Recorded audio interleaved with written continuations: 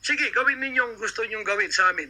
Pero kami tatayo sa aming constitutional rights. Whatever happens. Tatayo ako sa kalayaan ko sa bansang ito na pinakamatyan ng aking mga national heroes. Yan mga kababayan, bantayan po natin. Hindi po ako magpaparesto sapagkat ako po ay siguradong papatayin. Kasi rendition na ang kanila, hindi na po extradition. Kaya wala na akong kalayaan at wala na po akong depensa sa sarili ko, kundi ang Panginoong Diyos lamang. Kung paano itinago ng Diyos si Elijah sa evil woman na si Jezebel, nang nagpakain sa kanya ay mga ibon na lang. Ganon din ang gagawin ng Diyos sa akin. Hindi ako ibibigay sa kamay ng masasama pag ganito ang pamamahala. It's an evil, unrighteous administration. I am telling you that. Bantayan natin to mga kababayan ko. 73 years na po ako. Magse-74 years na ako dito. Lahat ng administrasyon na daanan ko na. Lahat ng mga naging pangulo. Mula kay Diosdado Macapagal. Mula po sa maliit pa ako kay Magsaysay. Kay Carlos P. Garcia. Kay Diosdado Macapagal.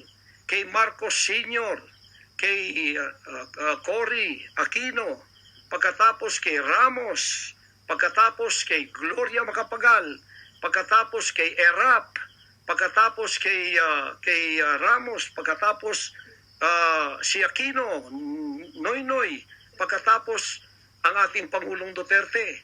Wala po kaming nadaanan ganito na ginigipit kami sa aming sariling bansa ng mga dayuhan. Nakasabwat ang ating pamahalaan na aking sinuportahan pa naman noong nakaraang eleksyon.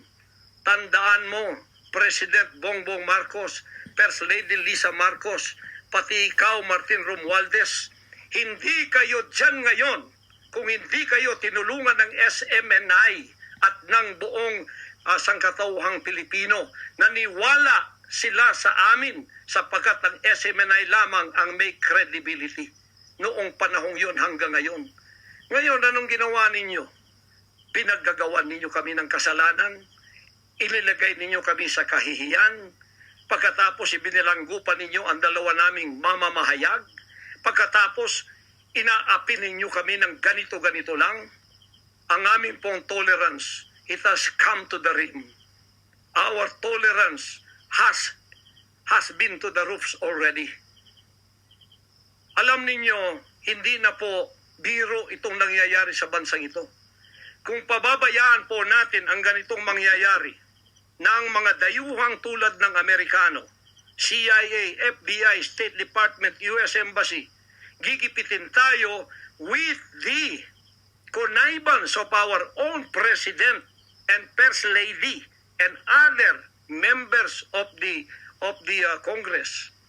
Kung pababayaan natin ito, nangyayari sa isang Pilipinong tulad ko na gumagawa ng kabutihan, trying our very best para makatulong kami, humanitarian, Children's Joy Foundation, dinemonize kami, kinriminalize kami. Biro nyo ginagawa ninyo dangerous criminal organization, ang Kingdom of Jesus Christ. Buong sanlibutan, ang akin pong 38 years na munga ng mga 6 hanggang 7 milyong kaluluwa na niwala sa katwiran at nagbago ang buhay. Ngayon, ginaganito niyo ako ng dahil sa inyong politika na ang aking itinataas naman ay mga leader na tama tulad ni Duterte. Kasalanan ko ba yun na maniwala ako sa isang leader na matuwid at akin siyang itaas?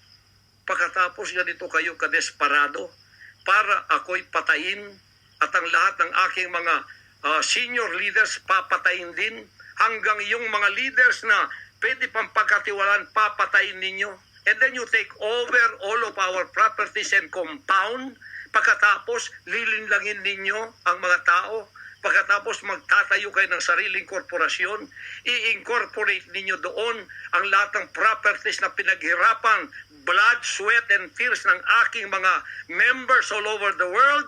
Tapos biglang-bigla ililipat niyo doon sa inyong bagong korporasyon at pagkatapos itataas ninyo ang kamay ng isang tao tulad ni Bandari at sasabihin niyong ito ang leader ninyo ngayon. Ano ang Kingdom of Jesus Christ? Political government? Hindi po ganon. Mangyari ng mangyayari.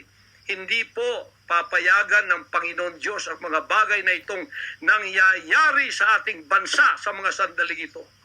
Kung ako, mabuting tao, kung ako nangangaral ng katuwiran, kung ako tumutulong ng kusang loob at hindi nagpapautang loob kanino man, ginaganito ako, sino pa kaya kayo, mga kababayan ko?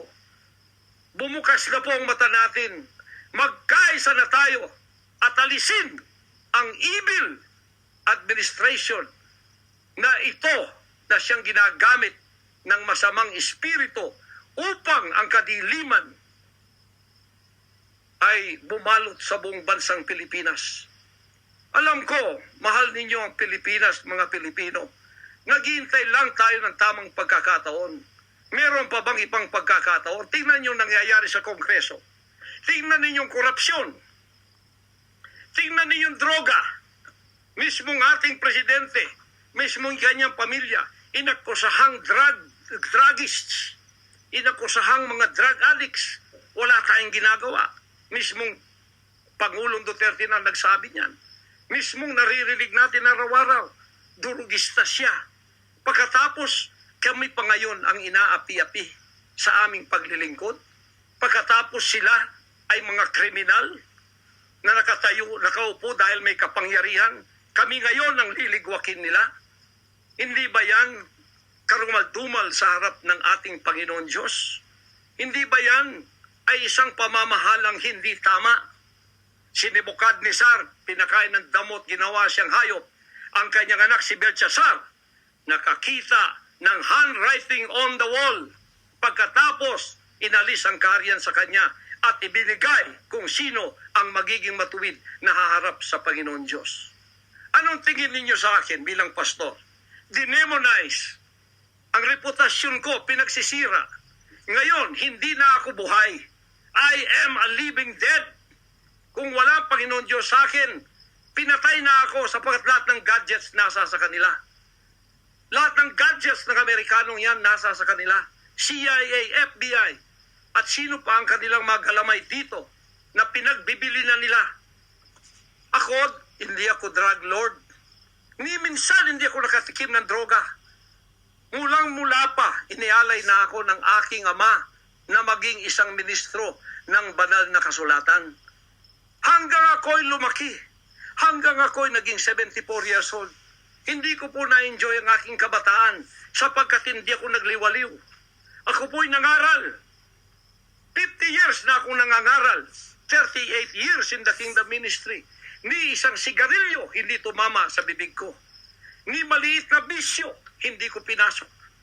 Ako po ay hindi nag-asawa. Ngayon inaakusahan ako ng napakaraming babae. Ito po ang kasalanan ko.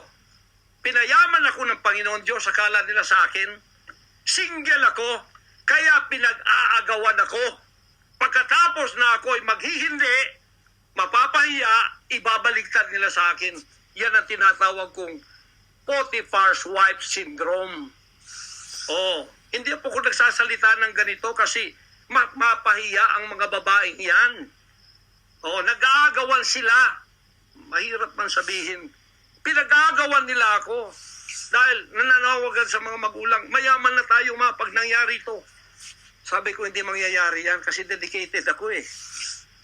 Napahiya, ngayon binayaran at ngayon binabaligtad ng lahat ng istorya. Mahirap pong sabihin ko ito kasi masisira ka lang pagkababae. Napilitan lamang ako sapagkat ang buhay ko po'y nanganganib. Anytime pwede na akong kidnapin kung nakita ang aking lair, ang aking hideout. Anytime pwede na akong ligwakin. Ang aking mga BOA leaders, hindi na po natutulog sa compound. Kung saan-saan na lang po mga membro kami natutulog. Doon sa mga payak na mga bahay, doon sa mga bahay na hindi kilala. Sapagkat lahat po kami nakalista na, napapatayin, gugurgurin. Wala po silang takot kasi nasa kanila daw ang kapangyarihan.